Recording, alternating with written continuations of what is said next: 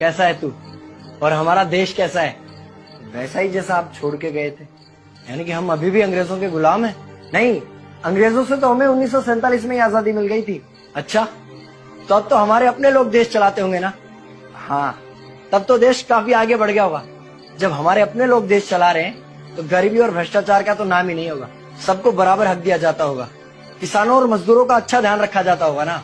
नहीं, ऐसा तो कुछ नहीं है। तो कैसा है बताना मुझे। कैसे हमारे अपने नेता, हमारे आजाद भारत के नेता, 100 साल हो गए मुझे गए हुए, बताना। हमारे अपने नेता वो तो अपनी जेबें भरने में लगे हुए हैं। आने वाली 7 पीढ़ियों को नहीं बल्कि 700 पीढ़ियों को ना कमा कर खाना पड़े उस चीज के इंतजाम में लगे हुए हैं। तो तुम लोग क्या कर रहे हो और हमारे देश का युवा क्या कर रहा है? हम लोग तो इंस्टाग्राम पर रील्स देखने में बिजी हैं। यानी कि हमारी कुर्बानी का देश के लोगों पर कोई असर नहीं पड़ा। देश के लोगों में कोई देशभक्ति नहीं, कोई देश प्रेम नहीं। नहीं, ऐसा नहीं है। आपके लिए और देश के लिए बहुत प्रेम है भारत के लोगों के दिलों में। हर 15 अगस्त और 26 जनवरी को तिरंगा फहराते हैं, पूरे जोश के साथ भारत माता की जय बोलते हैं और आपकी डीपी भी लगाते हैं। और भारत और पाकिस्तान के क्रिकेट मैच के दौरान तो हमारी देशभक्ति पीक पर होती है। तुम इसे देशभक्ति समझते हो? तो फिर क्या है देशभक्ति? अगर तुम्हारी देशभक्ति समाज को सुधारने में, गरीबों को अच्छी शिक्षा या बराबर का हक नहीं दिलाती तो कोई काम की नहीं है तुम्हारी देशभक्ति। भ्रष्ट नेताओं और सरकार के खिलाफ आवाज उठाओ, लोगों को एकजुट करो। लेकिन अगर हमने सरकार के खिलाफ आवाज उठाई या नेताओं से सवाल पूछे तो हमें एंटी नेशनलिस्ट कहा जाएगा या हमें गद्दार करार दे दिया जाएगा।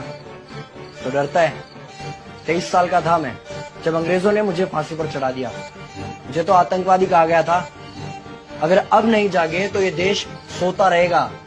ये सरकारें, ये नेता देश को बेच खाएंगे। इस भ्रष्ट सरकारी तंत्र से लड़ो। देश को क्रांति की जरूरत है। क्रांति यानी कि हमें हथियार उठाने होंगे, बंदूकें उठाने होंगे जैसे आपने उठाई थी। नहीं, हमारी क्रांति विचारों की थी। जब अंग्रेजी हुकूमत ने हमारी आवाज नहीं सुनी तो हमने और जोर से आवाज लगाई और अपने विचार रखे। और क्रांति केवल सत्ता को बदलने तक सीमित नहीं है, बल्कि इस भ्रष्ट अन्यायी तंत्र को जड़ से उखाड़ कर फेंकना है। पर ये होगा कैसे? अपने आसपास से शुरुआत करो। जो भी तुम्हें भ्रष्ट नजर आए उसके खिलाफ आवाज उठाओ, एक्शन लो। तुम्हारे टैक्स का पैसा नेताओं की जेब में जा रहा है, हिसाब मांगो। अपने वोट का सही इस्तेमाल करो, लोगों को जागरूक करो और इस देश को आजाद करवाओ। इंकलाब जिंदाबाद, इंकलाब जिंदाबाद।